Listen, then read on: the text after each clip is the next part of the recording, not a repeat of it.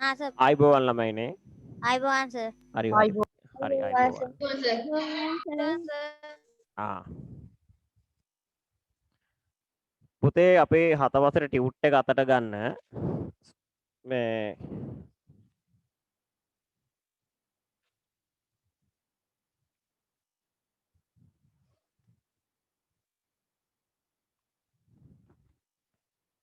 හත ශ්‍රේණිය ටියුට් එක අපි එදා සාකච්ඡා කරා මම හිතන්නේ දෙවන පිටියේ අවසානයට ඇවිල්ලා 9 වෙනි ප්‍රශ්නයෙන් සර් කරන් ඉන්නේ කියලා කිව්වා 9 වෙනි ප්‍රශ්නේ ඉඳන්ද ඔව් සර් 7 වෙනි පිටුව වෙනකම්. ඕ සර් 7 වෙනි 7 පිටුව වෙනි වෙනකන් පිටුවේ කරන් ඉඳන් ඉන්නේ ඔව් ප්‍රශ්නේ අපි අවසන් කරේ 8 කරලා ඉවරයි නේද නෑ සර් 7 වෙනි ඔව් පිටුව සර්. වෙනකන් කරන් ඉන්නේ ඔව් ඔව් නෑ නෑ ප්‍රශ්න වලටින් 1 2 3 4 5 6 අපි කතා කරා 7ත් කතා කරා 8ත් කතා කරා නේ පූර්ව ක්‍රියා ප්‍රශ්න නේද 9 වෙනි ප්‍රශ්නේ ඔව් සර්. හරි හරි හරි පහත දැක්වෙන වාක්‍යවල 9 වෙනි ප්‍රශ්නේ 3 වෙනි පිටුවේ 9 වෙනි ප්‍රශ්නේ පුතේ පෙරලා ගන්න.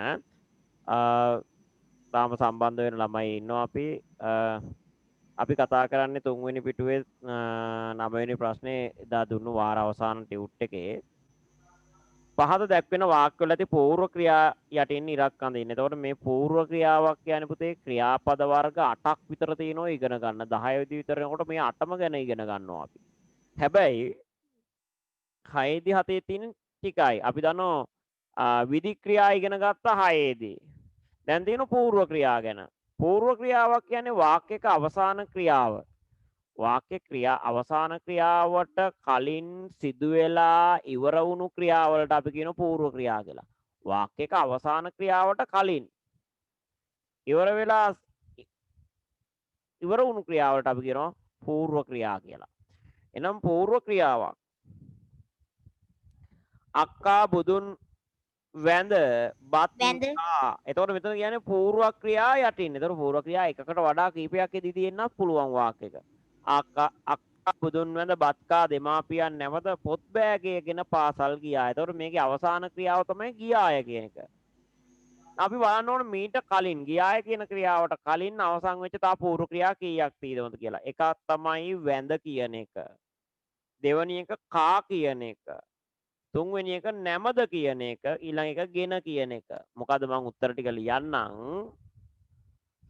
ඉස්සෙල්ලම තියෙන වැඳ කා නැමද ගෙන.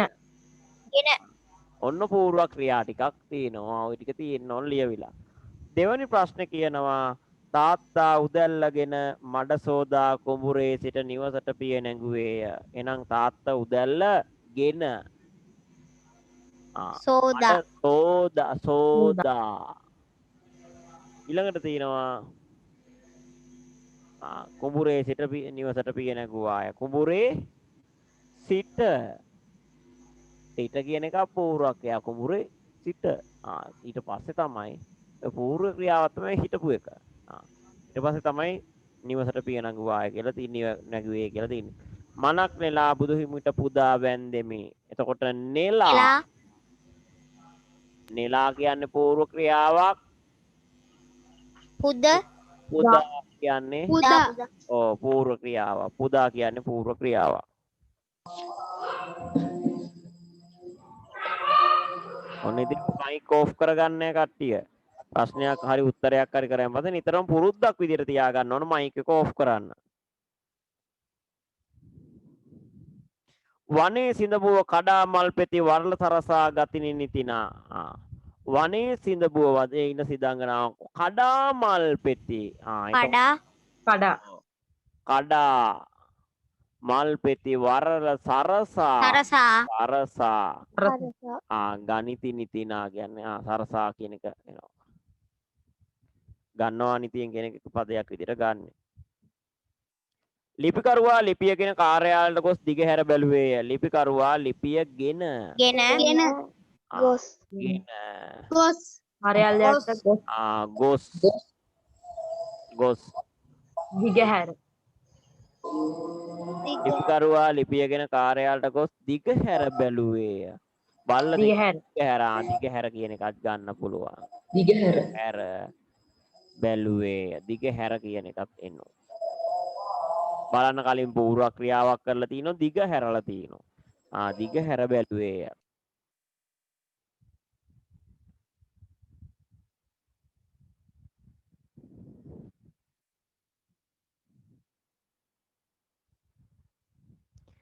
ඊළඟට තියෙනවා පහත සඳහන් යෙදුම් වලට ගැලපෙන තනිපද ඉදිරියේ ඇති තිත් පෙළ මත ලියන්නලු. තිත් පෙළ මත ලියන්නලු. පහත සඳහන් යෙදුම් වලට ගැලපෙන තනිපද. අනුන්ගෙන් පෝෂණය වන පරපෝෂිත. පරපෝෂී නැත්නම් පරපෝෂිත. පරපෝෂී.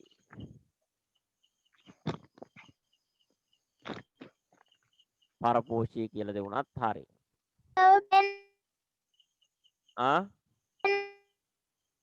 මට ඇහෙන්නේ නැහැ.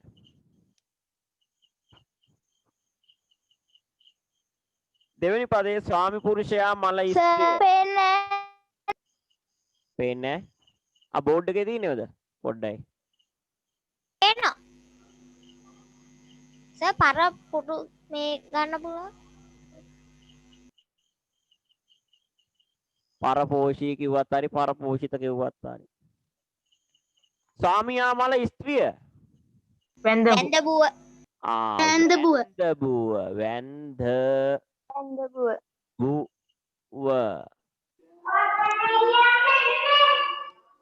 අවුදනේ මේ මයික් එක ඕෆ් කරගන්න. නිතරම පුරුදු වෙන පුතේ මයික් එක ඕෆ් කරගන්න. මොකක් හරි කියනවා නම් මයික් එක ඕන් කරා ඊට පස්සේ ඕෆ් කරා. නැත්තම් ගෙදර කෑ ගහන දේවල් ඔක්කොම හෙනවා. ඉතින් නැත්තම් පාඩම කරන්න බෑ අනිත් අයට ලොකු බාධාවක්. ඒක නිසා ඒව පුරුදු වෙලා ඉන්න ඕන නිතරම. නැත්තම් ගැටලු ගොඩයි. ජනයාගෙන් පිරී පවතින ජනාකීර්ණ.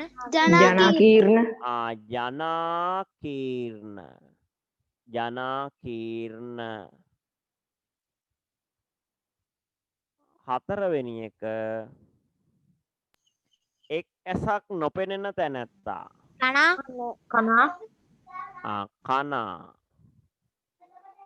ඇස් දෙකම නොපෙනෙන තැනැත්තා. අන්ධයා. දැවයෙන් කරන ලද. දැවමයත් හරි. දැවමුවත් හරි. දැවමුවත් හරි. දැවමුවා හරි දැවමය හරි දෙකෙන් එකක්. සර් පරපෝෂිතයකට පරපුටු කියලා එන්න පුළුවන්. පරපෝෂිත පරපෝෂිත හරි.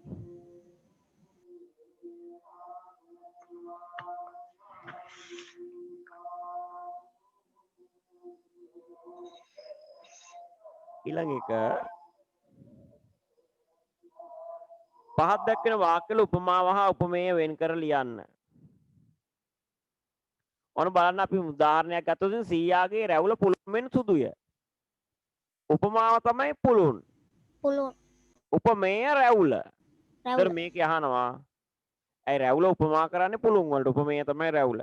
මා ඔහුට කළ උදව් ගඟට කැපූ ඉනිමෙන් විය. උපමාව ගඟට කැපූ ඉනිමෙන්. නැත්නම් ගඟට කැපූ ඉනි. උපමේය මොකද්ද? කළ උදව්. මම ලියන්නම් මේව වරද්ද ගන්න සමහර අය. ඒක නිසා මම ලියනවා අපහු. එකට උපමාව ගඟට කැපූ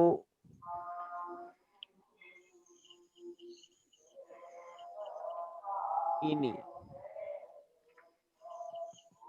උපමේය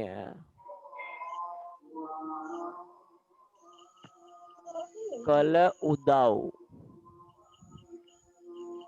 දෙවෙනි ප්‍රශ්නෙට යනවා අපි. පන නම් තන අග පිළිබිඳු වෙන්නේ. පන තනකොළ අග තියෙන පිළිබිඳක් වගේලු. ස්ථිර සාර නැතිලු. එතකොට උපමාව තමයි තනාග පිනිබිදු වෙන්නේ. අග පිනි බිඳු. නැත්තම් පිනි බිඳු. පිනි බිඳු. උපමේය තමයි පණ. පන. පණ ඔව්. තුන්වෙනි ප්‍රශ්නෙට අපි යන්. මගේ අම්මා මට මානෙල් මලක් වැනිය. මානෙල් මනක් වෙනි. මානෙල් මානෙල් මලක්. මලක් වෙනි. මලක්. වෙනි. මානෙල් මනක් වැනි උපමේය අම්මා. මගේ අම්මා. අම්මා. මගේ අම්මා කියලා කමන්න. සඳක් වැනි මුහුණක් ඇති ඈ කාගේ සිත් ගත්තාය. සඳක් වෙනි. සඳක් වැනි. සඳක්. උපමේය මුහුණක්. මුහුණ ඇගේ මුහුණ. ඔය ඇගේ මුහුණ කිව්වත් හරි. මුණක් ඇති ඈ. මුහුණක් ඇති ඈ කිව්වත් එකයි ඇගේ මුහුණ කිව්වත් එකයි මුහුණ. මුහුණ තමයි සඳට උපමා කරලා තියෙන්නේ.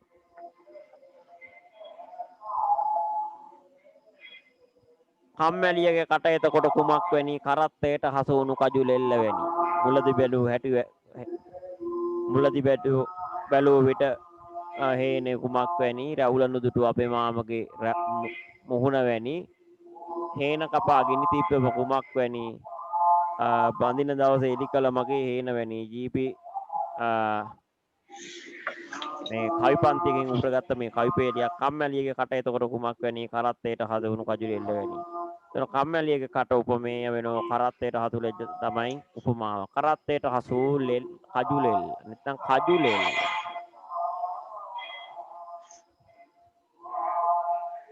කරත්තයට හසු කජුලෙල්.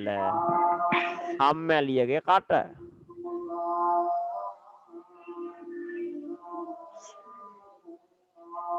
මේක කරත්තයට හසු කජුලෙල් තමයි වඩාත් නියමයි. මම ටිකක් වැඩි නිසා ලිව්වේ නෑ කරත්තයට. හසු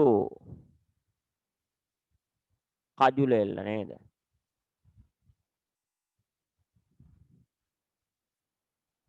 පහයි තියෙන්නේ. ප්‍රස්තාව පිළිලු සම්පූර්ණ කරන්න. විද්‍යාවට වැදුනේ පඳුරට. වැද්දේ පඳුරට. වැද්දේ පඳුරට නෙමෙයි වැදුනේ පඳුරට. වැද්දේ කොහෙද පඳුර? වැදුනේ පඳුරට. හරි දාගන්න ඕට රතු පෑනෙන් ඈ. ට්‍රයි ගමයයි ගම්පලයයි වගේ. ට්‍රයි ගමයයි ගම්පලයයි වගේ. දෙන්නම කපටියෝ. දෙන්නම බුලතුයි ගම්මිරිසුයි විකුණන්නේ. එක්කෙනෙක් අරන් ආය බුලත් වෙනුවට ගම්මිරිස් කොලා අනිත් එක්කෙනා මේ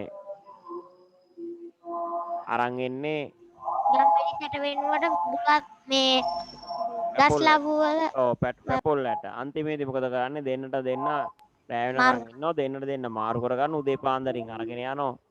අයිගමේ යනවා ගම්පොලේ බලනවා. හරි මගේ මේ බුලත් එක වෙනකොට ගම්මිරිස් කොළ ටික තමයි අරගෙන ගිහින් තියෙන්නේ කියලා. බැරි නම් එයාට ලියලා බැරි නම් එයාට දීලා තින්නෙත් එන්න. බල්ලුන්නවා කොස්සට බාවනවා වගේ. බල්ලෙක් හිටියා මේ ගෙදර. ආවන්නාසේ. බලනවා කොස්සට බාවන්නාසේ. මේ ගෙදර මිනිස්සෙක් හිටියා කොස්සට ටිකක් ලිපට දා යනවා පුච්චන්න. වඳුරු මේ වඳුරු ගාවට ආවා. වඳුරු ලිප ගාවට එනෝ මේ කොස්සට කන්න පුච්චෙනකොට සුවඳට. හැබැයි කොස්සට කන්න ලිපටත් දෑවත් අත පිච්චෙන බව දැනගත්තා. ලිඳ ගාව හිටියා. බල්ලගේ අත අරගෙන කොස්සටයක් එළියට අරගෙන තක් ගාලා උඩට පැනලා ගියා. බල්ලගේ තමයි අත පිච්චුනේ. ඒ වගේ වැඩ නිසා ඒව නිසා ප්‍රස්තාව පිළිලක් ඇඳුනා. ලෝලා නැති වලට කණයා පඬිතයාලු. කණයා පඬිතයා ඉඟුරු දී මිරිස් ගත්තා වගේ. හතරවෙනි පිටුවට යන් 13:5 දැක්වෙන විරාම ලකුණු යොදා වාක්‍ය බැගින් ලියන්නලු. හර්ෂ ආදී ලකුණ නැත්නම් ආශිර්වාද ලකුණ. ඔබට සෙත් වේවා. අහෝ දුකකි. ඔබට ඉන්න ඔබට බුදු සරණයි. වේවා. හරි ඉතින් මේ ඔක්කොම හරි. මේ විදිහේ ආසන්න එකක් ගිහිල්ලා නම් හරි. අහෝ දුකකි එකත් හරි. අහෝ දුකකි. මේ අර්ථ විදියට ලියනනම් මේ ලකුණක් දාලා නම් හර්ෂ ආදී ලකුණ නැත්නම් විස්මය ආදී ලකුණ නැත්නම් තිත්හුල මේක ලකුණ දාලා නම් ආශිර්වාද ලකුණ මේ විදියට දාලා නම් වාක්‍ය හරියි. ඇල ඉර ඔබ පැමිණෙන විට මව ඇලගිරක් පියා සමග පැමිණෙන. උදේ සවස උදේ ඇල ඉරක් සවස මේ බෙහෙත් බොන්න. උදේ සවස මේ බෙහෙත් බොන්න. එතකොට අර ડોක්ටර් සලකුණු කරන එක උදේ ආනම් සවස විතරයි. නැත්තම් සවස එපා නම් නැත්තම් උදේ රාත්‍රී. උදේද රාත්‍රීද කියලා සමහරලාට උදේට විතරයි බොන්න තියෙන. ඇල ඉරකින් තමයි මේක වෙන් කරලා තියෙන්නේ. ඒ වගේ අදහස එන ඒවා. අර කිව්ව කතාවත් හරියි.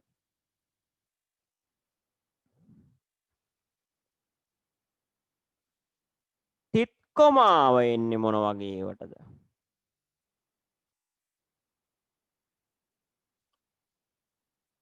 තිත්කොමාව. තිතයි කොමාවයි. ඈ? දෙබස් වලට නෙවෙයිනේ. නෑ දෙබස් වලට එනවා තිත් දෙක. ඒක දෙයක් විස්තර කරන එකටත් එනවා තිත් කොමාව. තිත් දෙක. අලගේ පොතේ තියෙනවා විරාම ලක්ෂණ කියලා කොටසක්. ඕකේ මං හිතේ තිත් කොමාව වෙනමම තියෙනවා. විරාම ලකුණු යටතේ.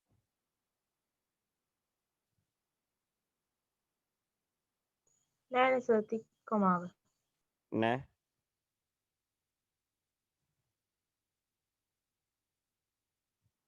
අතේ පෙළ පොතේ නෑ.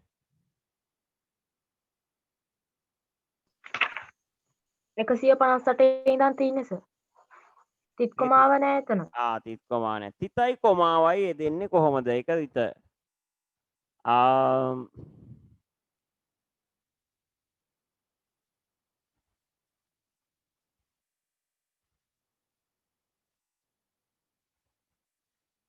අම්මා මෙහි පැමිණෙන්නැයි අන්න තිතයි කොමාවයි. අම්මා මෙහි පැමිණෙන්නයි කීවාය. ප්‍රශ්නයක් වාක්‍යයක් මැද ඒ වගේ නැවතීමක් එක්ක විරාමයක් තියෙනවා නම් නැවතීමකුත් එක්ක විරාමයක් තියෙනවා නම් අන්න ඒ බව සලකන තමයි තිත් කොමාව යොදන්නේ. තිත සහ කොමාව. එහෙනම් මොකද ගන්න? අම්මා මෙහි පැමිණෙන්නයි තිත තියලා කොමාවක් දාලා කීවාය. ඔය වාක්‍ය ලියා ගන්න. සර් උඩට කොමාව උඩට තිත තියලා අර යටට කොමාව වෙන එක නෙවෙයිද? අර දෙතිත වගේ. මේ කතාව ඔය අහන්නේ. ඔව්ද? එහෙමනේ. හරි හරි. තිත් කොමා වෙනකොට මේක වඩාත් නිවැරදි. එතකොට ඊළඟ ප්‍රශ්නාර්ථක ඕන එකක් දන්නෝ. ඔබේ ගම කොහෙද? ඔබගේ නම කුමක්ද? ඔබගේ ගම කුමක්ද? නම කුමක්ද? ගම කුමක්? ගමයි ඔක්කොම කුමක්ද? කුමක්ද? ප්‍රශ්නවාදී විදියට අවසන් වෙලා නම් ප්‍රශ්නේ අග ප්‍රශ්නාර්ථ ලකුණක් එනවා. තිත් දෙක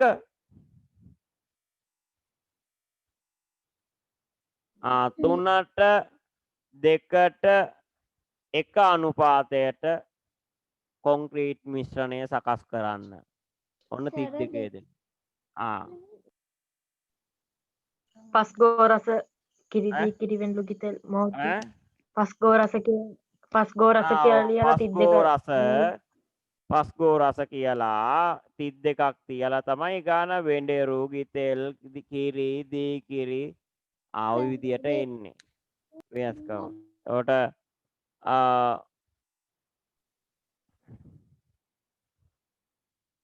රාම්‍ය සුරාම්‍ය සුබ කිව්වේ අපි මොකද්ද බුද්ධ ආගමේදී ඉගෙන ගත්තේ? තුන් මාලි නේ මොකක්ද ඒකට කිව්වේ? ත්‍රිපිටකය. තනි පදයක් කිව්වනේ. ඔව් මාලිගා තුනක් තිබුණා. මාලිගා තුන බුදුන් වහන්සේට නැත්තම් බෝසතාණන් තිබුණු මාලිගා තුන. රම්මේ සුරම්මේ සුපතිත් තුනක් කියලා. එතකොට ත්‍රිලක්ෂණ 32ක් තිබුවත් අනිත්‍ය දුක්ඛ අනාත්ම මේ විදිහට පුළුවන්.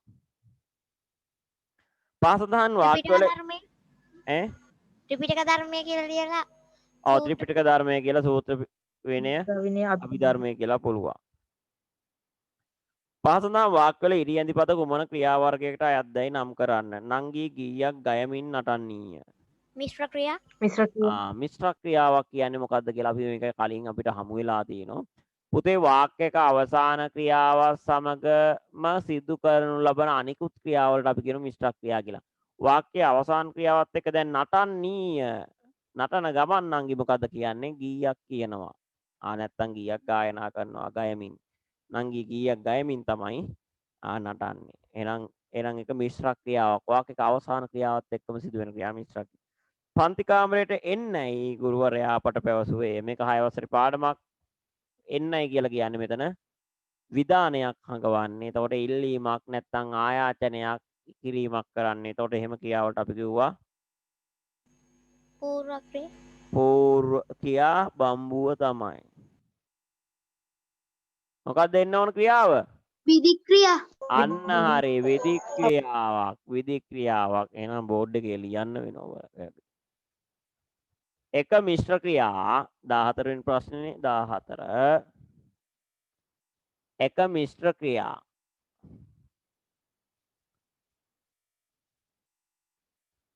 දෙක විධික්‍රියා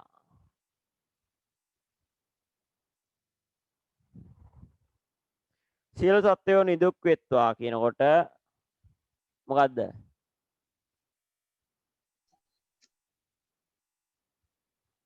ආශිර්වාද ක්‍රියාවක්.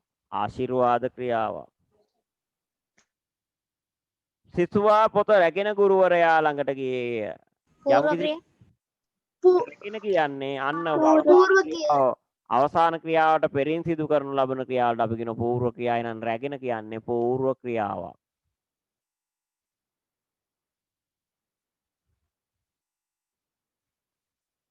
පහ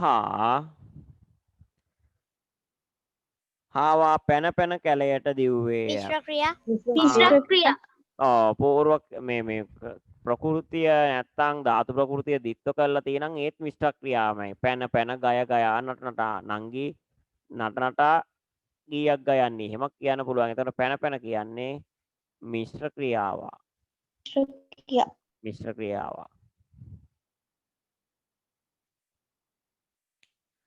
සුදුසු සර්වනාම පද වරහන් තුලින් තෝරා ලියන්න කියලායි කියන්නේ.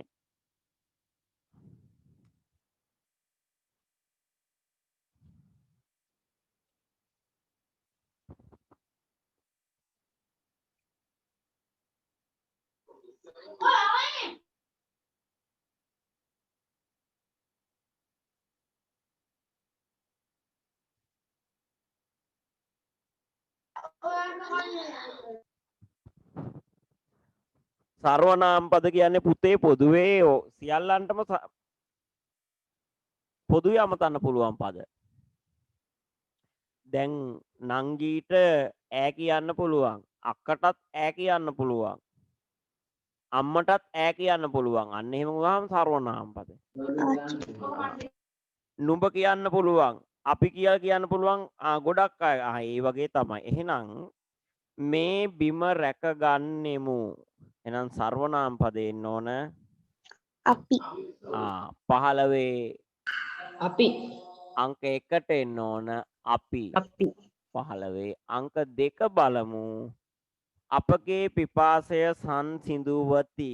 අපගේ පිපාසය සංසිඳුවති. එන්න ඕන ඔව්හු අපගේ පිපාසය සංසිඳුවති.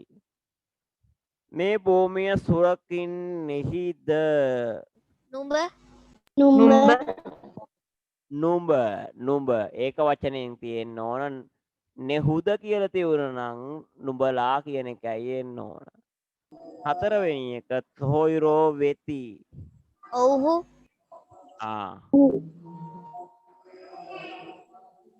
එතන එන්න ඕන ඔව්හු අපගේ සොහොයුරෝ වෙත කියලා. ඔව්හු තමයි එන්න ඕන. ඔව්හු. අපගේ සිරිත් විරිත් නොදන්නෙහු. නුඹලා බලා නුඹලා අපගේ සිරිත් විරිත් නොදන්නෙහු. ඒ වගේ සිංහල භාෂාව හා සාහිත්‍ය කොටසට යන් 4 වෙනි පිටුවේම ඒ පළවෙනි ප්‍රශ්නයක් විදිහට දීලා තියෙනවා අපි.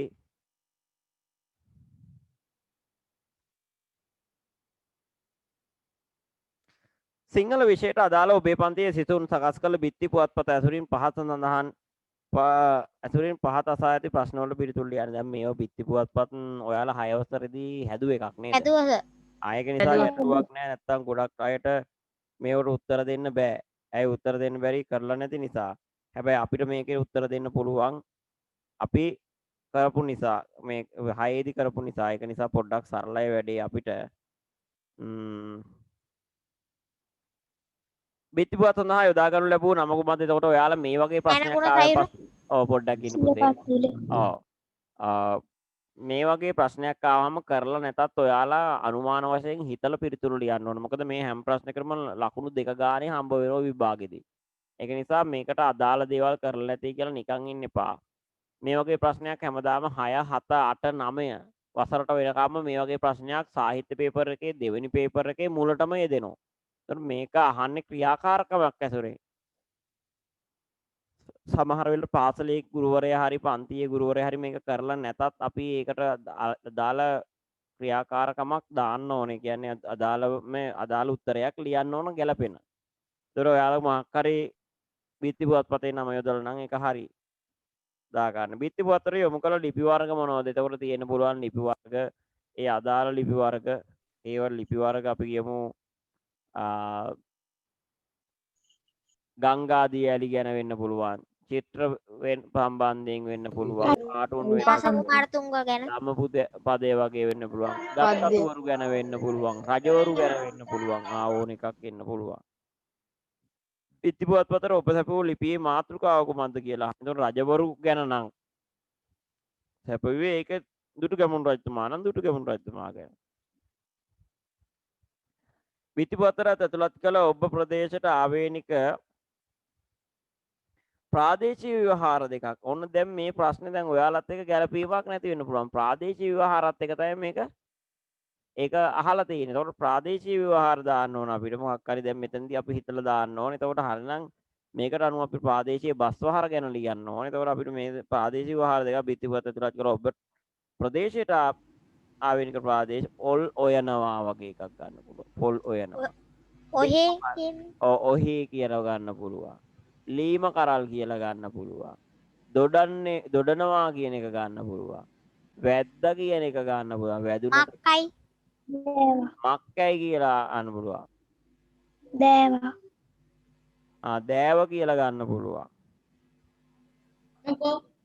විද්වතුන් නිර්මාණ සඳහා අවශ්‍ය තොරතුරු ලබාගත් ක්‍රම දෙකක් ලියන්න පොත්පත් මගින් නැත්නම් පුස්තකාලයෙන් නැත්නම් අන්තර්ජාලයෙන් ගුරුතුමාගෙන්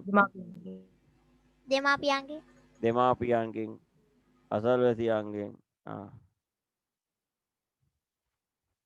බිත්ති පුවත්පත නිවැරදි සඳහා ඔබට පැවරුණු වගකීම් හා කාර්යයන් දෙකක් ලියන්න. වගකීම් හරි කාර්යයන් දෙකක්. බිසිල් බෝඩ් වල ලියන්න නැත්නම් ඩිමයි කොල වල ලියන්න නැත්නම් කරුණු සොයාගෙන එන්න. නැත්නම් මේක බෝඩ් එකේ අලවන්න නැත්නම් විත්තේ අලවන්න මොනවා හෝ අලංකාර කිරීම. පිරිසිදුව තියන්න ඕනේ ඒක. පිරිසිදුව ලියන්න ඕන. පහත් දක්වන ප්‍රකාශ කවුරුන් ඉතින් කාර කියන ලද්දයි සඳහන් කර එය උපුටාගත් පාඩමේ නම සඳහන් කරන්න.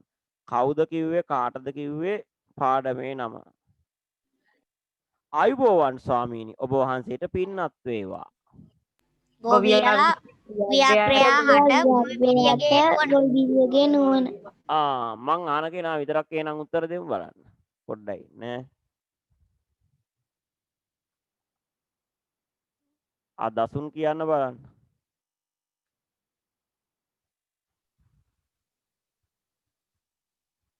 කවුද කිව්වේ? කාටද කිව්වේ? පාඩමේ නම.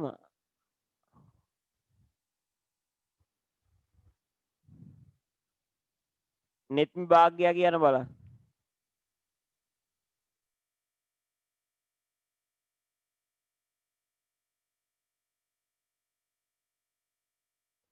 මිනුක කියන්න.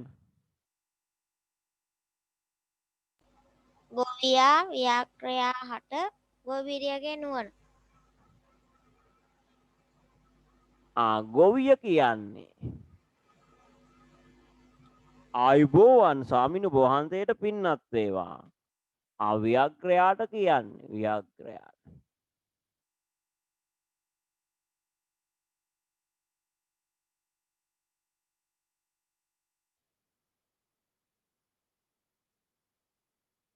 කාටද කියන්නේ මේ පාඩමේ නම?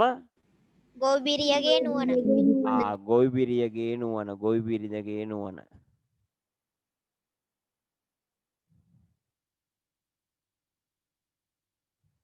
ඒරෝක පළවෙනි පාඩමෙන්ම තමයි ආරලා තියෙන්නේ.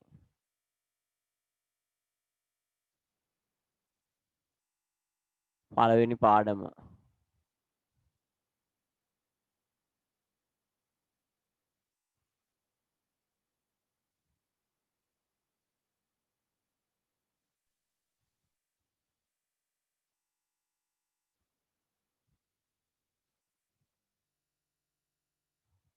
ගොවිබිරියගේ නුවණනේ.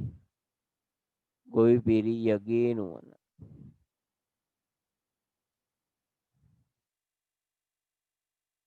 හොඳයි මම මෙන් ගැලවෙන විදියක් කියන්නම්. මෙහෙම කවුද කියන්නේ අශේන් කියන්න බලන්න.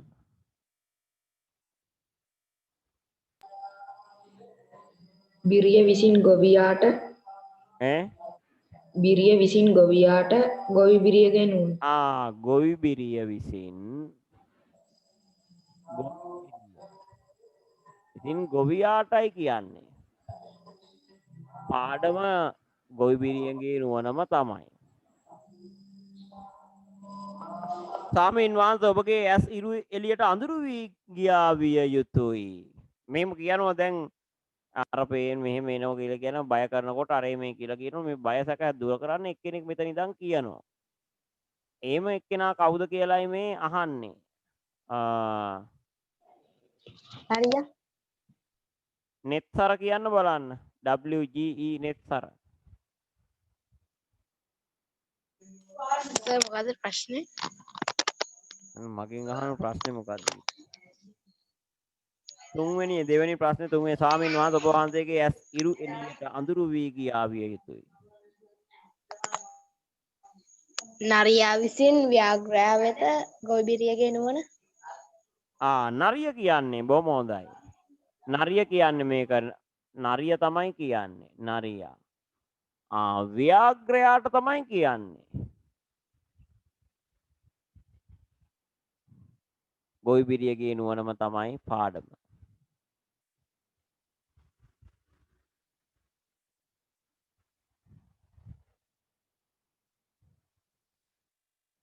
බෑ ඔබ මා එතනට කැඳවාගෙන ගොස් පැනදුවාවි. බෑ ඔබ මා එතනට කැඳවාගෙන ගොස් පැනදුවාවි. සිත්මි නමෝද්‍යා කවුද මේ කියන්නේ? කාටද කියන්නේ? මොකද්ද පාඩම?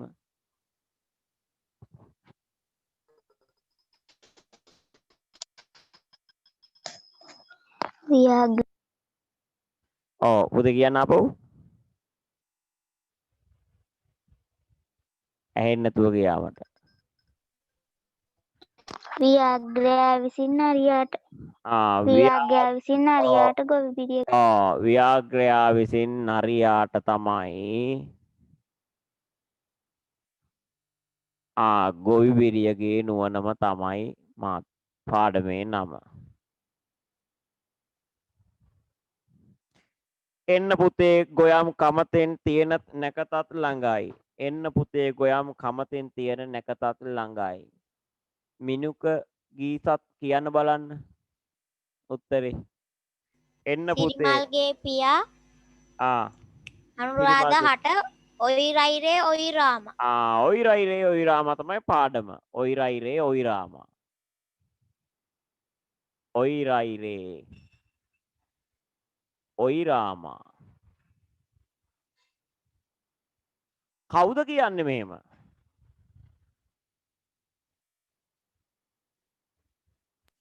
ඒ මිනුක කවුද කියන්නේ? කාගේ තාත්තද? සිරිමල්ගේ පියා. සිරිමල්ගේ පියා. සිරිමල්ගේ පියා. කාටද කියන්නේ? අනුරාධ හට. අනුරාධ හට.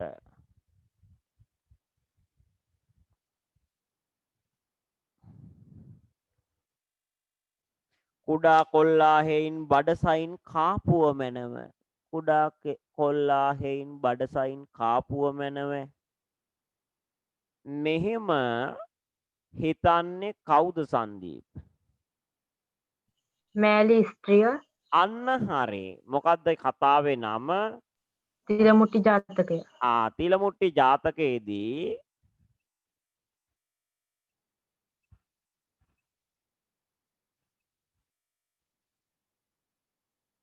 අපි දන්නෝ තිලමුට්ටි ජාතකයේදී මේ සිදුවෙන සිදුවීමක් තමයි ආචාර්යවරයා ගාවට ඉගෙන ගන්න යනවා බ්‍රහ්මදත්ත කුමාරයා. මේ කට්ටිය නාන්න යන වෙලාවේදී නාන්න යන තැනකදී මොකද කරන්නේ? මේ හැමදාම මේ තල වේලවන්න දාලා තියෙන මෑලි ස්ත්‍රියක් මේකෙන් තල අහුරක් කනවා. පළවෙනි දවසේ දැක්කා අනේ බඩසයින් කාපුව මැනව. කමක් නැහැ. බඩගින්න නිසා කාපුව ආවි කියලා ඉවරලා වැඩේ අතෑරලා දැම්මා. ඉතින් එතන මේම හිතන්නේ මෑලි ස්ත්‍රිය නැත්තම් මහලු කාන්තාව. එතකොට මේක කාහට හරි කියන ප්‍රකාශයක්ද? මට කියන කාහාර කියන ප්‍රකාශයකට සංදීප නෑ. එතකොට මේක කාට හටද කියලා නෑ, මේක හිතන එකක්. එතකොට කාහටද කියන එක නෑ, ඉරක් එන්න ඕන අපි. මේක හිතන එකක්. ඇයි මෑණියනි මම කුමන අන්‍යාවක් කළෙම්ද? කවුද මේක කරන්නේ? ඇයි මෑණියනි මම කුමන අන්‍යාවක් කළෙම්ද කියලා අහන්නේ කවුද අශේන්?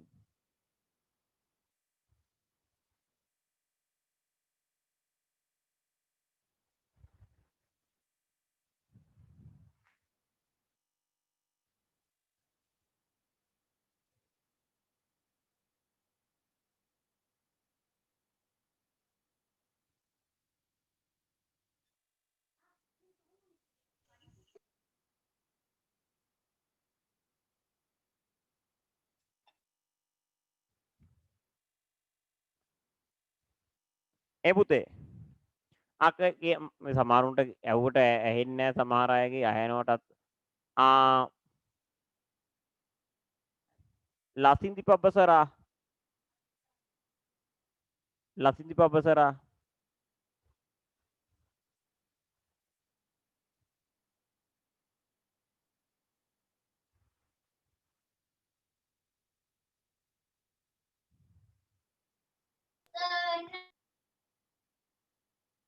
මිනුක කියන්න බලන්න. 7 වෙනි එකට නිසා. ඇයි මෑණියනි මම කුමන අන්‍යාවක් කළෙමිද කියන එකට නිසා.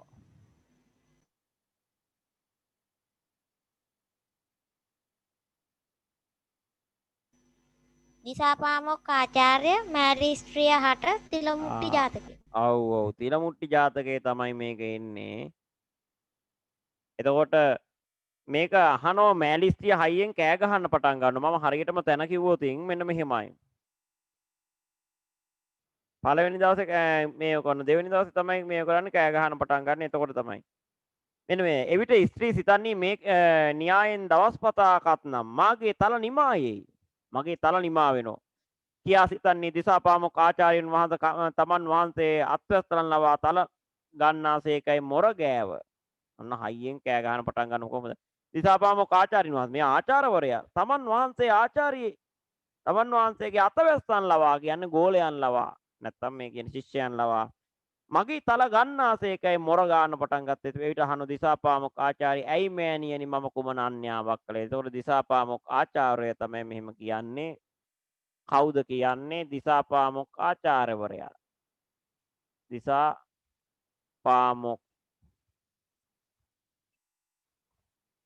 ඇදුරුන්. ආචාර්ය හරි ආචාර්ය හරි. මම ඉඩ නැති නිසා හැම දැන් එතකොට මහලු කාන්තාවට නැත්තම් මෑලි ස්ත්‍රියට තිල මුට්ටි ජාතකයේම තමයි මේක තියෙන්නේ. ඊට තොප වික්ෂේප නොව. දැන් මේක විස්තරය අහනෝනේ මෑලි කාන්තාවගෙන්.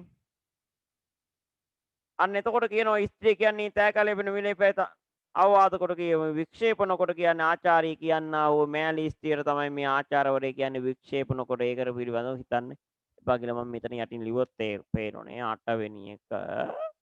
දිසාපාමොක් ඇදරිමයි කියන්නේ මහලු කාන්තාවට කියන්නේ තිල මුට්ටි ජාතකයමයි කියන්නේ. ඉදිරියේදී පාඨව කෙරෙමි. ඉදිරියේදී දඬුවම් කරනවා කියන එකනේ පාඨව කරමි කියන්නේ. දිසාපාමොක් ආචාර්ය මෑලි ස්ත්‍රිය හට අන්න හරි 9 වෙනි එක දිසාපාමොක් ආචාර්යවරේම තමයි. ඉදිරියේදීම දඬුවම් කරනවා කියලා එතෙන්දීම දඬුවම් කරා දිසාපාමොක් ආචාර්යවරයා.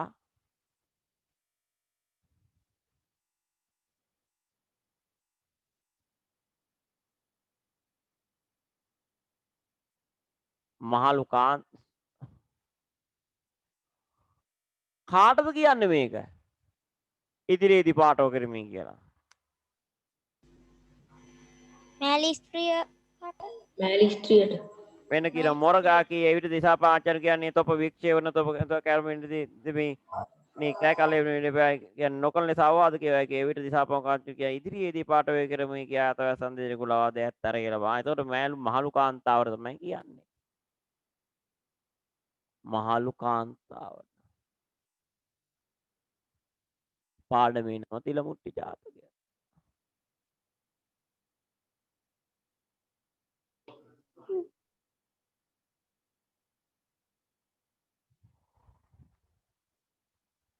දහවෙනි ප්‍රශ්නය.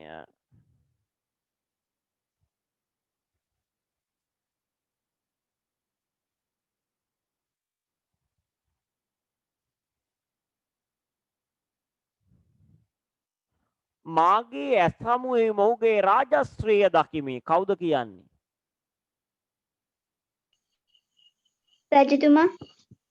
රජතුමා විසින් කුමරු හට බ්‍රහ්මදත්ත රජතුමයි කුමරයිනේ. එතකොට මේ රජ්ජුරුව ගාවට මේ බ්‍රහ්මදත්ත කුමාරයා ශිල්ප ඉගෙනගෙන ගියයින් පස්සේ තම රජ්ජුරුවන්ට ආස හිතෙනවා තමන්ගේ පුතාගේ රාජශ්‍රීය රජකම රජසැප විදින ආයුර්වදින රාජශ්‍රීයෙන් ඉන්න විදිය දකින්න.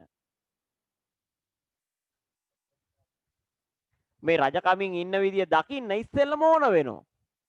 එතකොට මේ ඉස්සෙල්ලම ඕන වෙනකොට එයාට රජතුමාට එහෙම ඕන වුණ නිසා තමයි රජ්ජුරුව බ්‍රහ්මදත්ත රජ්ජුරුව පුතාට දෙන්නේ. එතකොට බ්‍රහ්මදත්ත රජු බ්‍රහ්මදත්ත රජු තමයි කියන්නේ. කාටද කියන්නේ? බ්‍රහ්මදත්ත කුමාරයට. තාම රජ වෙලා නැහැනේ බ්‍රහ්මදත්ත කුමරු. එතකොට මේ බ්‍රහ්මදත්තල ඔක්කොම මොකද කියලා බලයි. ඒ කාලේ තිබිච්ච රාජ පරම්පරාවක්. තිල මුට්ටි ජාතකයේම තමයි. ඇයි ආචාර්යනී තොප මරණය තනලේ තබා අවුද? මෙහෙම අහන්නේ කවුද? රජ කුමරා විසින්. රජ කුමරානේ. රජ කුමරයා දැන් රජ කුමර වුණාට දැන් රජුරුව තමයි. බ්‍රහ්මදත්ත රජ කුමරු බ්‍රහ්මදත්ත රජ කුමරු. අහන්නේ කාගෙන්ද? දිසාපාමොක් කීවේ කාටද? දිසාපාමොක් දිසාපාමොක් ආචාර්ය දිසාපාමොක් ඇදුරුට. පාඩමේ නම තිල මුට්ටි ජාතකයේම තමයි.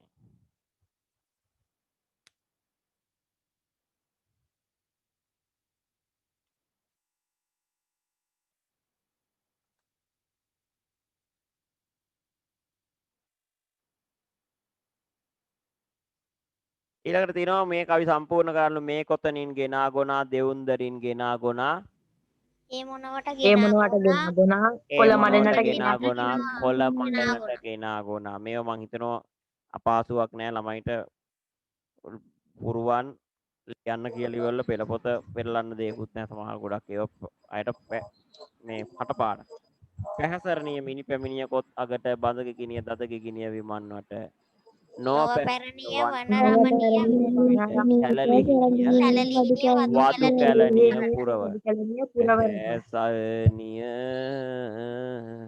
මිනි පැමිණිය කොත් අගට බඳ කිකිනිය දද ගිගිනිය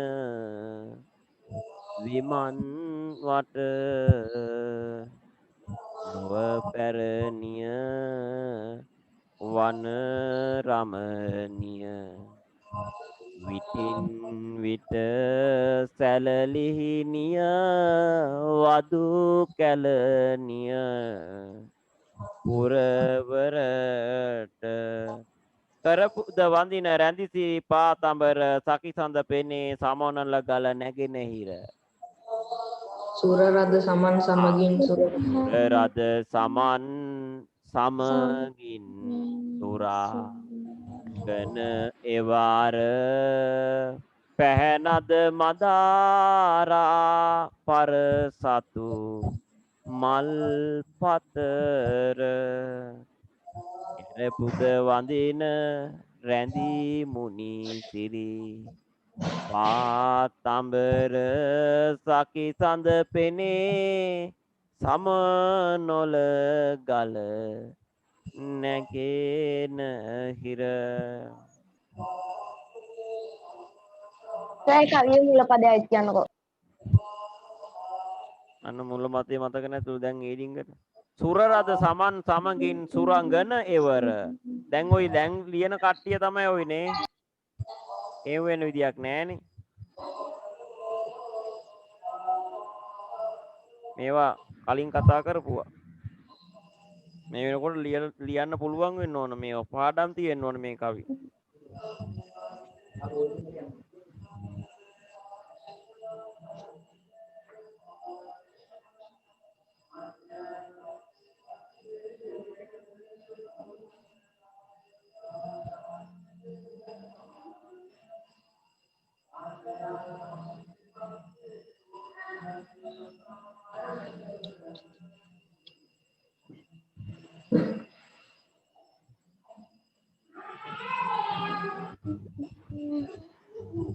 ඊළඟට අහනවා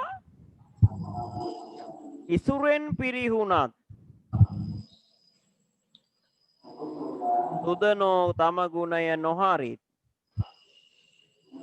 සුදනෝ තම ගුණය අඩු නොකරත් මිදුනත් රන් මිදුනත් රන් බඳුන ඇති බර අගය අඩු නොවන මේ මිදුනත් රන් බඳුන ඇති බර අගය අඩු නොවන මේ මේ ලෝකෝපකාර කවියක් තමයි සඳහන් කරලා තියෙන්නේ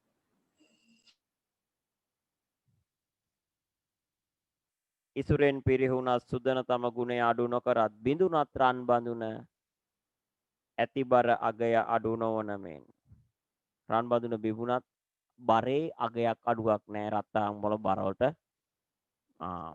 ඊළ තීරණය වෙනවා අත්හල පුත් කැල සිහිකොට ලංකා ඔබ හෙළු දොක්සෝ සුසුමන් ලංකා මහරෑ මහරෑ මහසයුරින් ලංකා ඔබ රක්නාදිරි වඩවයි ලංකා ඔබ රක්නා දේවේ වඩවයි මහරෑ මහසයුරෙන් විත් ලංකා ඔබ රක්නාදිරි වඩවයි ලංකා මේ කවි පෙළ කවුද ලියන්නේ කරුණාරත්න අමරසිංහ මහත්මයා පාඩමේ නම මොකද්ද මාදුටු මුල්හිරු පෙන්නෝ ලංකා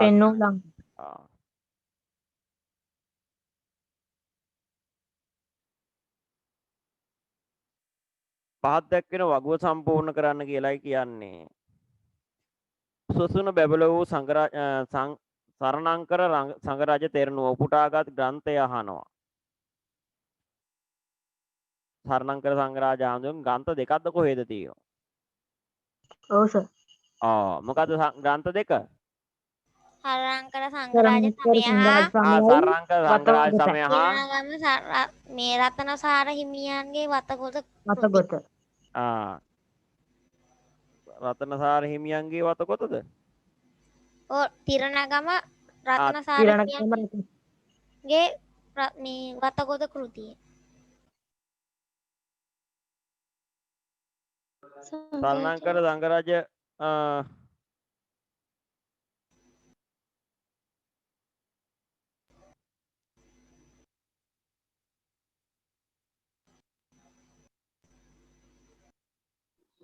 කොටගම වාචීස්වර හිමියන්ගේ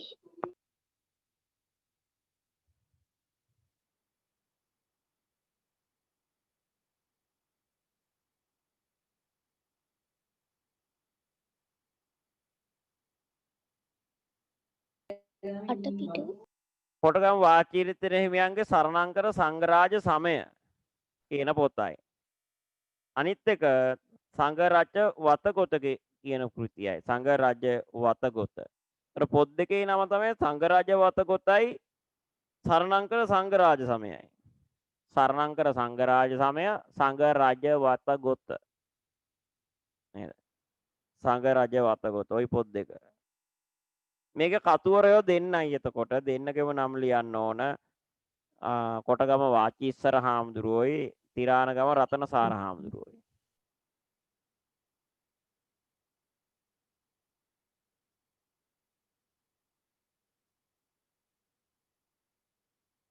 ඊළඟට අහනවා ප්‍රශ්නය සුතන ගුණ. හාමුදුරුවෝ දෙන්න කියන්නකෝ.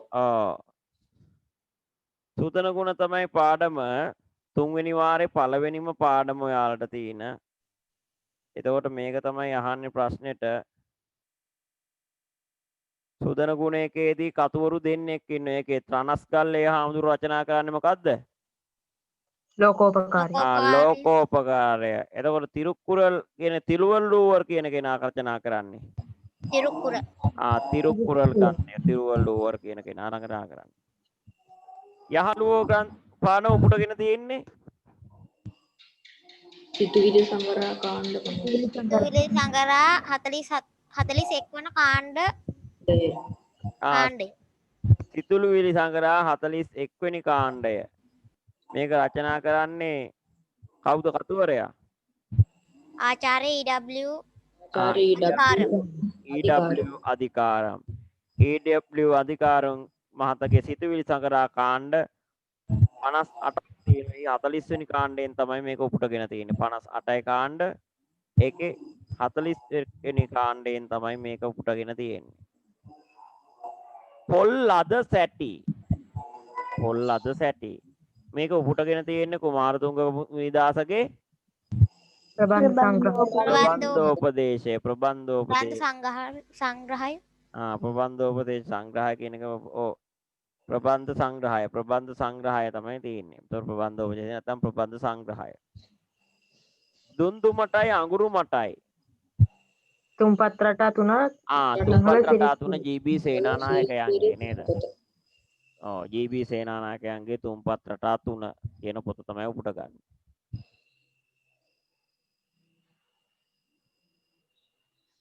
ගාල්ල සිරිධම්ම විද්‍යාලයට ඇතුළ වන ප්‍රධාන මාර්ගය අසල ඇති කානුව අබලන් තත්වයක පවතී. දැන් නම් මේක හදලා මම ඒ දවස්වල මේ රාජකාරී ලිපියක ඇත්තටම මේකට හදලා දැම්මා. පාරේ අබලන් තත්ත්වයක් තිබුණා. මේකට හදලා ලියුමක් දැම්මා. අන්තිමට වැඩේ කෙරුණ පළාත් සභාව මේකකින් ඇවිල්ලා පාර හදලා ගියා. ඒකට කොන්ක්‍රීට් ආස්තරණ අතුල්ලා. ඉතින් මට හිතුණා මේක දාන්න ඕනේ කියලා. ගාල්ල සිරි දැන් මේක නැහැ. මේක හොඳටම හදලා තියෙන්නේ. ගාල්ල සිරිධම්ම විද්‍යාලයට ඇතුළු වන ප්‍රධාන මාර්ගය අසල ඇති කානුව අබලන් තත්ත්වයක පවතී. ඒ ළමුන්ට අනුතුරු විය හැකි ස්ථානයක් ලෙස හඳුනාගෙන ඇති බැවින් මේ පිළිබඳ අවධානය යොමු කර. අවධානය දයන්න මහප්‍රාණ වෙන්න ඕන. කානු පද්ධතිය නිසි ලෙස සකස් කර ඊට කොන්ක්‍රීට් ආස්තරණ කියන කොන්ක්‍රීට් අර ලෑලි වගේ දාන ඒවා කානු උඩින් යොදා දෙන ලෙස මාර්ග සංවර්ධන අධිකාරිය අධ්‍යක්ෂකතුමා වෙත යැවෙන ලිපියක් සකස් කරන්න.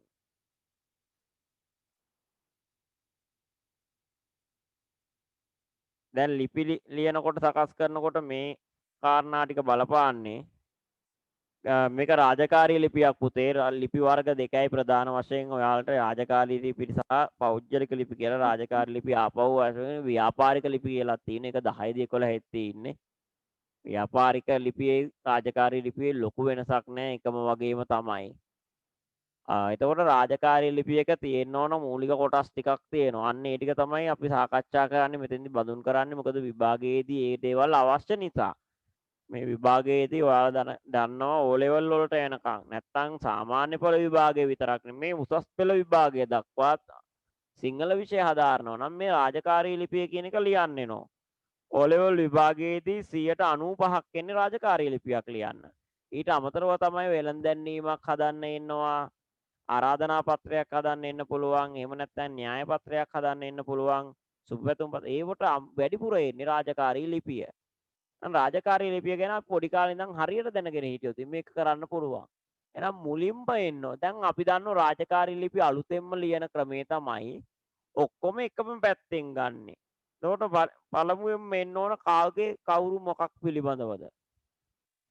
ලිපියේ යවන කෙනා යවන්නාගේ නම ගොඩක් විදිහට දිව්වක් කමන්නේ නොලිව්වක් කමන්නේ ගොඩක් වෙලා කමන්නේ නම හා ලිපිනය.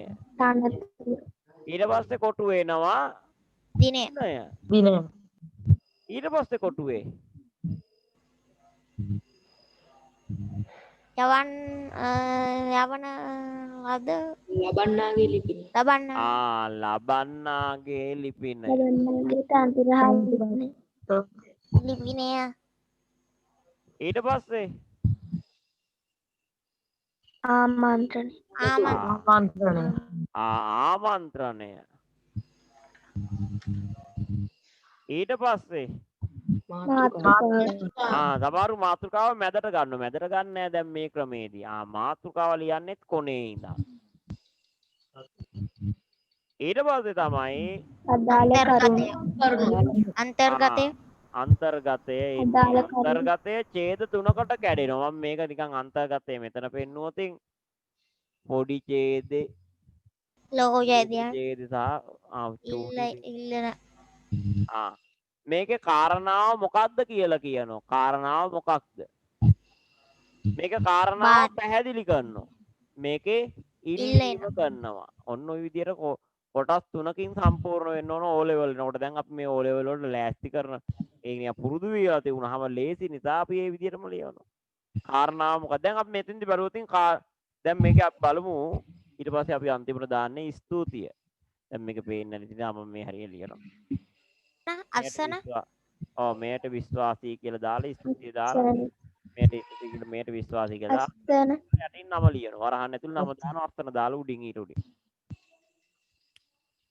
එතකොට යවන්නාගේ නම ලිපිනය මේක ලියන්න තියෙන්නේ කවුද? කොන්ක්‍රීට් ගාල් සිරිධම්ම විද්‍යාලයේ ඇතුළු වන බදාන මාර්ග අසලදී කානුව බලන්තොත් එක පවතී ඒ ළමුන් අනතුරු දී හැකි ස්ථානවල හඳුනාගෙන නැති බැවින් පිළිවෙල අවධානය යොමු කරව ආනුපත්තිය නිසිත සකස් කර කොන්ක්‍රීට් ආස්තරණ යොදා දෙන්නද මාර්ග සංවර්ධන අධිකාරිය අධ්‍යක්ෂතුමා වෙත යැවෙන ලිපියක් සකස් කරන්න. එතකොට ඔබ තමයි ලියන්න ඕන මේක. විදුහල්පති මගින්.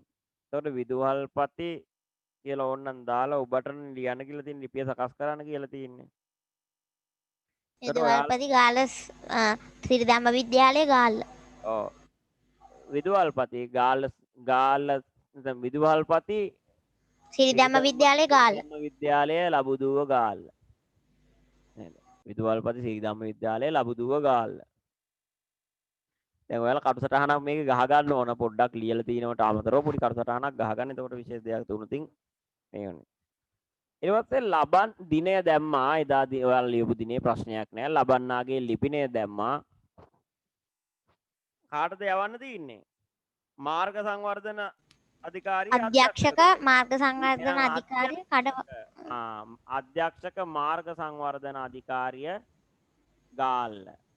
අධ්‍යක්ෂක මාර්ග සංවර්ධන අධිකාරිය ගාල්ල.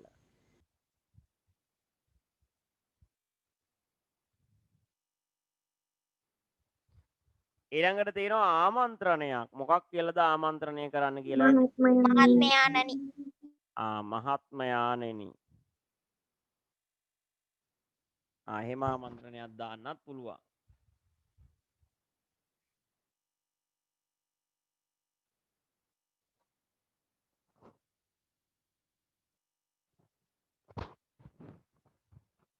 ඊළඟට තේනවා මාතෘකාව මොන වගේ මාතෘකාවක්ද අපි මෙතෙන්ට දාන්න ඕන. පාසල අසල කාණු පද්ධතිය නිසි ලෙස සකස් කර ඊට කොන්ක්‍රීට් අස්තරණ යෙදීම සඳහා ඔන්න දිග එකකුත් ලියලා තියෙනවා. පොඩ්ඩක් මාතෘකාව කෙටි වෙන්න ඕන, පැහැදිලි වෙන්නත් ඕන. කාරණාව මොකද්ද කියන්නත් ඕන. එහෙනම් මොකද්ද කියන්න ඕන? පාසල අසල ඇති කියන එක ඕනේ නෑ. මොකද පාසල ගැන තියෙන සිරිධම්ම විද්‍යාලය කියලා තියෙනකොට දන්න පාසල ගාව කියලා. එහෙනම් මොකක්ද දෙන්න ඕන? කාණු පද්ධතිය නිසි ලෙස සකස් කර කාණු පද්ධතිය නිසි ලෙස සකස් කර කොන්ක්‍රීට් ආස්තරණ යෙදීමට. අස්තරණ යෙදීම. කාණු පද්ධතිය නිසි ලෙස සකස් කර කොන්ක්‍රීට් ආස්තරණ යෙදීමට. ඔන්න ලියන්න නැති අය ලියා ගන්න පුළුවන්. කාණු පද්ධතිය නිසි ලෙස සකස් කර කොන්ක්‍රීට් ආස්තරණ යෙදීමට.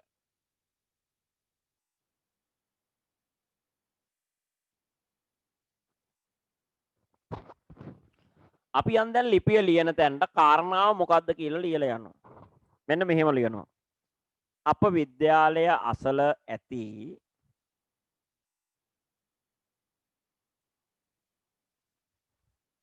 දැන් අපිට මේකෙන්ම ගන්න පුළුවන්. අප විද්‍යාලය අසල ඇති කානුව අබලන් තත්වයක පවතින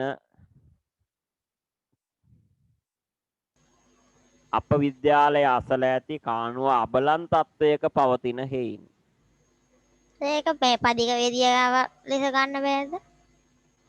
කාණ්මේ කොන්ක්‍රීට් අස්තරණ බෑ පදික වේදිකාව වෙනම තියෙන කානුව වෙනම තියෙන එක එහෙම කමක් නැහැ. ඔයාලා දන්න තියෙන නිසා එහෙම ලියන්න පුළුවන්. අප විද්‍යාලය අසල ඇති කානුව අබලන් තත්වයක පවතින බවට පවතින අතර එය ළමයිට අනතුරු විය හැකි ස්ථානයක් ලෙසින් හඳුනාගෙන ඇත. එය ළමුන්ට අනතුරු සිදුවිය හැකි ස්ථානයක් ලෙසින් හඳුනාගෙන ඇත. ඔච්චරයි පළවෙනි ඡේදේ. ඔන්න කාරණාව මොකද්ද කියලා ලිව්වා. මොකද්ද කාරණාව? අප පාසල අසල ඇති කානුව අබලන් තත්වයක පවතින හේයින් එය ළමුන්ට අනතුරු සිදුවෙන ස්ථානයක් ලෙස හඳුනාගෙන ඇත. ඔන්න කාරණාව කිව්වා.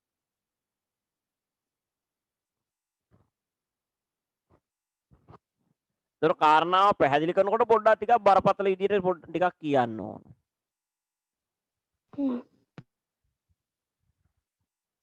පාසල ඇති කානුව නිසි ලෙස නඩත්තු නොවීම හා නිසි ලෙස සකස් නොකිරීම හේතුවෙන් වැසි දිනවලදී ජලය නිසි ලෙස බැස නොයාම නිසා පාසල ඉදිරිපිට විශාල ජල කඳක් රැඳීම මගින් පාසලේ එහා මෙහා කරන ගුරුවරුන්ට හා එහා මෙහා යන ගුරුවරුන්ට හා පාසල ඇරී හෝ පාසලට පැමිණෙන විට ගුරුවරුන්ට හා ළමුන්ට මහත් පීඩාකාරී තත්ත්වයක් ගෙන දෙයි. එසේම මෙම අබලන් වුණු කාණු තුලට වැටුණු සර් ආයෙ පොඩක් පළවෙනි ඡේදය කියන්නකෝ. ඕක දැන් ලියා ගන්නවද?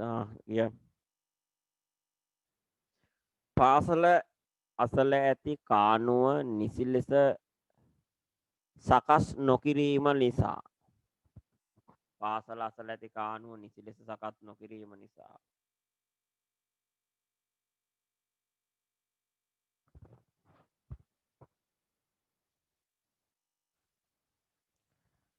පාසල අසල ඇති කාණුව නිසි ලෙස සකස් නොකිරීම නිසා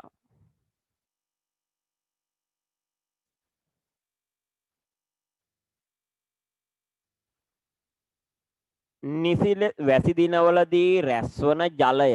දිනවලදී රැස්වන ජලය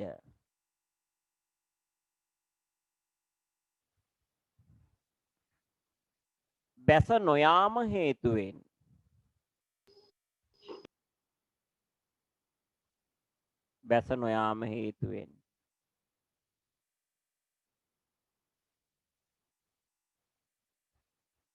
එහි ජලය රැඳී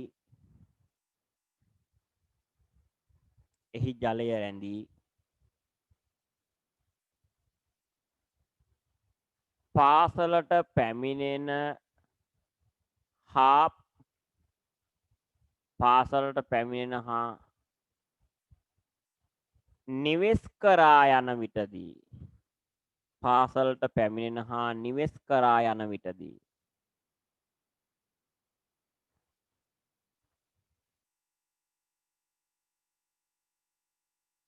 ගුරුවරුන්ට හා ළමුන්ට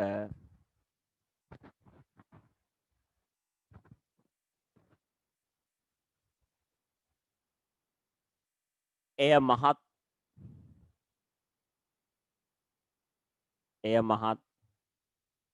ගැටලුකාරී තත්ත්වයක් බවට පත්ව ඇත. එය මහත් ගැටලුකාරී තත්ත්වයක් බවට පත්ව ඇත.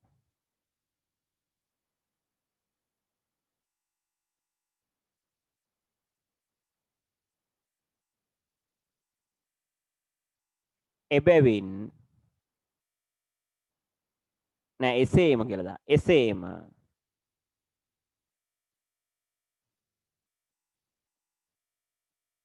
නිසි ලෙස සකස් නොවූ නැත එසේම මෙම කාණු තුලට ළමුන් වැටි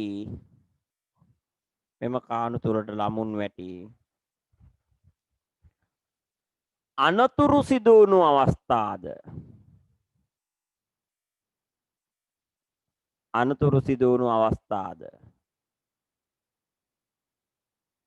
බොහෝය.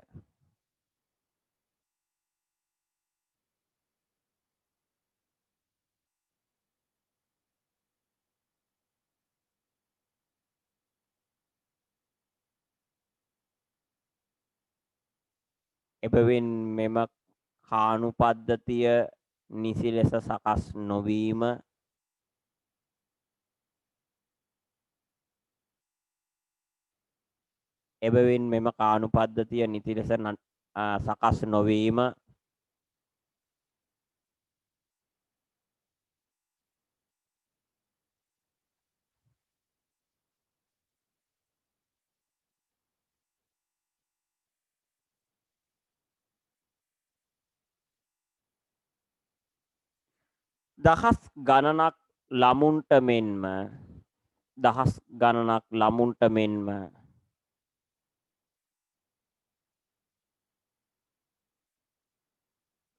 දහස් ගණනක් ළමුන්ට මෙන්ම ගුරුවරුන්ටද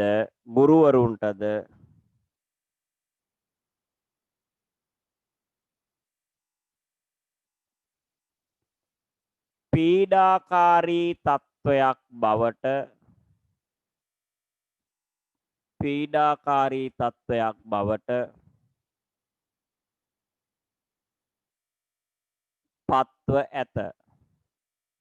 පත්ව ඇත. ඔන්න දැන් අපි කාරණාව මොකද්ද කියලා පැහැදිලි කරා. මට පෙන්වන්න බලන්න සංදීප්ගේ මේ මැද කොටස පොඩ්ඩක් උස්සලා කොලේ. මැද කොටස කොයිතරම්ද කියලා පොඩ්ඩක් බලා ගන්න ලං කරලා. සාමාන්‍ය ඡේදක ප්‍රමාණය තියෙනෝනේ.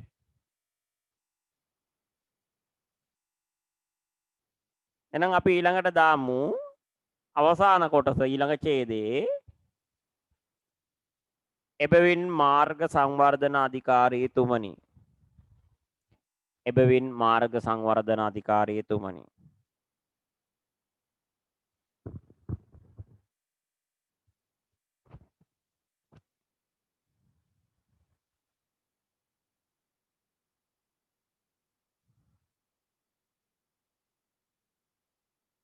අප පාසලට යාබදව ඇති මාර්ගයේ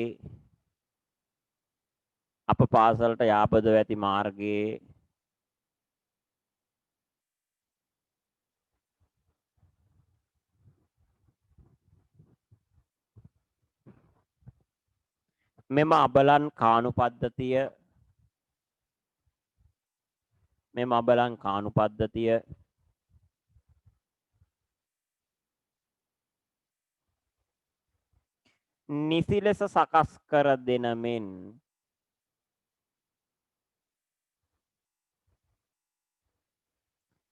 නිසි ලෙස සකස් කර දෙන මෙන් ඔබතුමාගෙන් ඉල්ලා සිටිමු.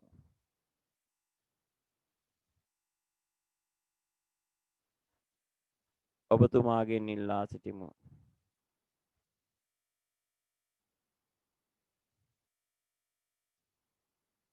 ඊට පස්සේ යන්නේ මෙයට විශ්වාසී විදුහල්පති.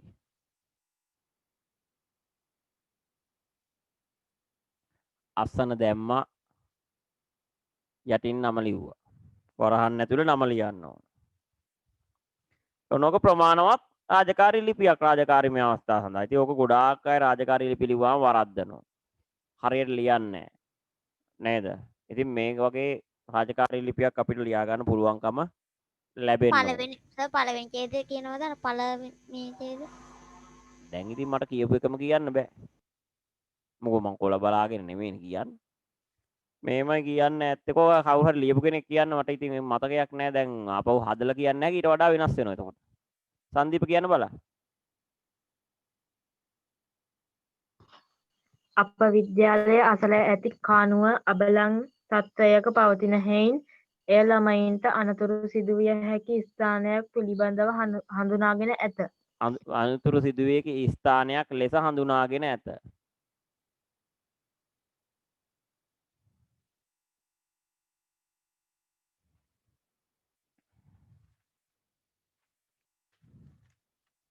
එතකොට 6 වෙනි එක වචන 200කට නොඅඩු රචනාවක් ලියන්න වී ගොවිතැන හා බැඳුණු 7 වෙනි පිටුවේ වී ගොවිතැන හා බැඳුණු අපේ ජන ජීවිතය සරණංකර සංග්‍රාජ හිමියන්ගේ සමාජ මෙහෙවර සිහිනයක අතරමන් වූමා.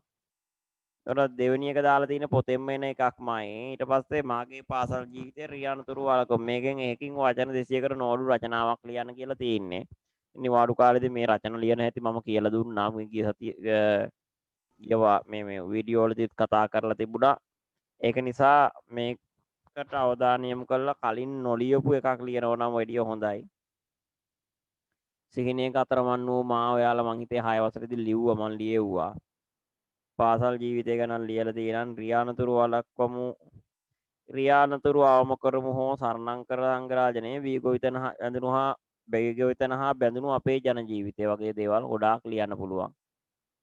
ඒ වගේ මාතෘකාවල් තෝරගෙන ලියන්න ඕන එක.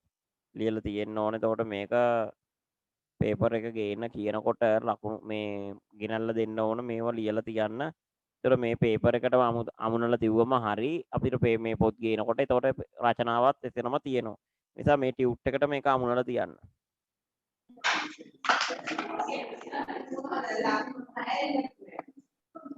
හත්වෙනි ප්‍රශ්නේ කවුරු හරි කතා කරන මයික් එක ඕෆ් කරන්න පුතේ.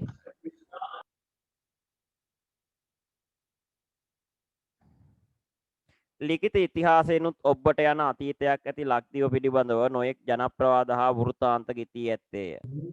ඒ ලිඛිත ඉතිහාසයේ ක්‍රිස්තුපූර්ව 6 වෙනි සියවසේ පටන් අද දක්වා අඛණ්ඩව පවතී. ශිශිර කාලය ළඟා වෙද්දී හිමෙන් ගොඩබිම් වැසී යත්ම ශීත ප්‍රදේශ කෙරෙන් පියඹා එන පක්ෂීන් පරිද්දෙන් ග්‍රීසිය රෝමය වැනි අපරදිග රටවල් වලින් මිසරය අරාබිය වැනි මැද පෙරදිග රට දේශවලින් ආසන්නයේ පිහිටි ಭಾರತයෙන් සහ ඈත පෙරදිග චීනයෙන්ද අතීතයේ පටන්ම දේශ සංචාරකයෝ විදේශ කියලා එන්න ඕන විදේශ සංචාරකයෝ ලංදිවට ඇදී සරතටපත් සංචාරකයන්ට ලක්දිව ඉතා සැපදායක පරිසරයක් ඇති ශේම භූමියක් වූයේ. මේ සඳහන් පරිදි ජනප්‍රවාද සහ වෘතාන්ත ගෙතී ඇත්තේ කුමක් පිළිබඳවද? ලක්දිව පිළිබඳව. ශ්‍රී ලංකාවේ අතීතය පිළිබඳව. ලිඛිත ඉතිහාසන ඔබට අතීතයක් ඇති ලක්දිව පිළිබඳව නොයෙකුත් ජනප්‍රවාද මොකද මේ ලක්දිව අතීතය පිළිබඳවයි එන්න ඕන. ලක්දිව අතීතය පිළිබඳව. ඒ ලිඛිත ඉතිහාසයෙන් පටන් ගන්නේ කවදා සිරිත ක්‍රිස්තුපූර්ව 6 වෙනි සියවසේ පටන් ලිඛිත ඉතිහාස ක්‍රිස්තුපූර්ව 6 වෙනි සියවසේ සිට ක්‍රිස්තුපූර්ව 6 වෙනි සියවසේ සිට ක්‍රිස්තුපූර්ව 6 වෙනි සියවසේ සිට මෙහි සඳහන් උපමාවක් ලියන්න. ශීත ප්‍රදේශ කරා පියඹා එන පක්ෂීන් පරිද්ද ශීත දේශ කරා පියඹා එන පක්ෂීන් පරිද්දෙන්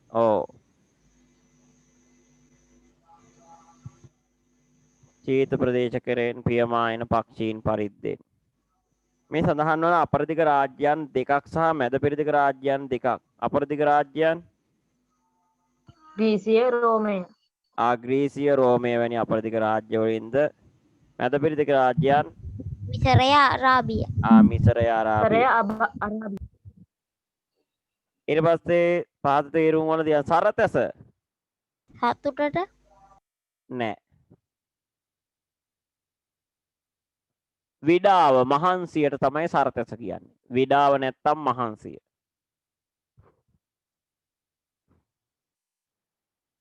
අකණ්ඩව කියන්නේ දිගටම නොකඩවා එක දිගට නොකඩවා දිගටම කියන තේරුම.